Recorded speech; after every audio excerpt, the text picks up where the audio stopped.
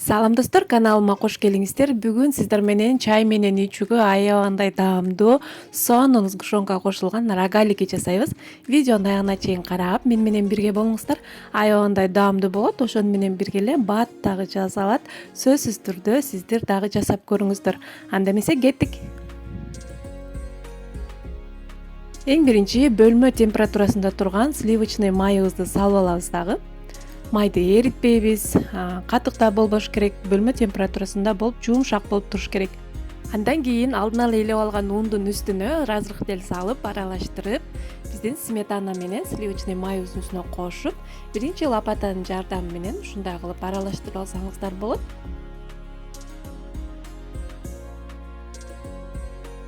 Мынакей. Дал ушул учурда колубузду таза жууп алып эле камыр илейбиз.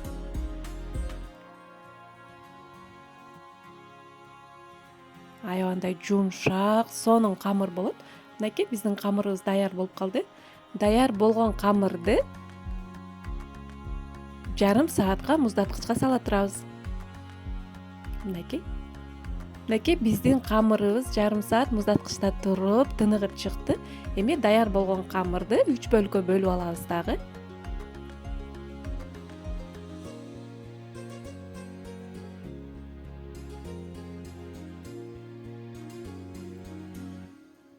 Мынакей бөлүп алдык. Ар бирин тоголоктоп чыгабыз ушундай кылып.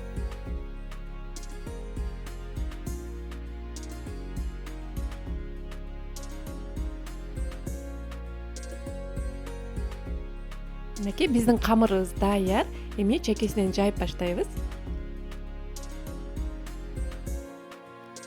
Коркпой эле ун менен иштей бериңиздер. Ун менен көбүрөөк эле сээп иштей бериңиздер. Бул камыр аябагандай жумшак, назик болот.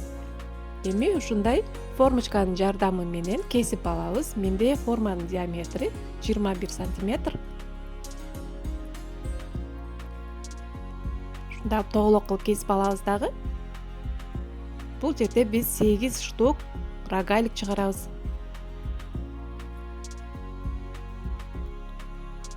Мынакей. Эми начинкабызга вареный сгушонкабызды салып, вареный сгушонканын сөзсүз түрдө сапаттуу түрүн алыңыздар. Ошондо сиздин рогаликтердин ичинен сгушонкалар түшүп калбайт. Өзүнүн формасын сактап, жакшы бышат. Эми ушундай кылып ороп чыгабыз. Учун кичине чозуп, ушундай кылып ороп койсоңуздар болот. Аябай бат дагы бышат, бат да даяр болот. Сөзсүз түрдө жасап көрүңүздөр кыздар.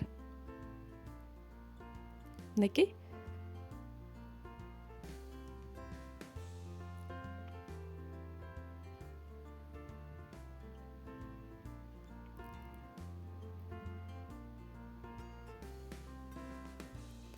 Даяр болгон рогаликтерибизди листибизге салып,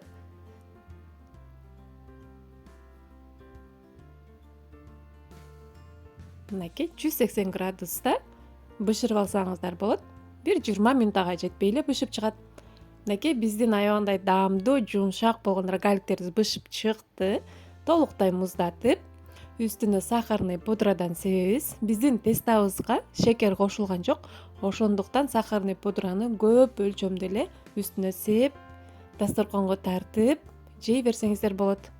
Аябандай даамдуу болот. Сиздер да сөзсүз түрдө жасап көрүңүздөр. Мынакей.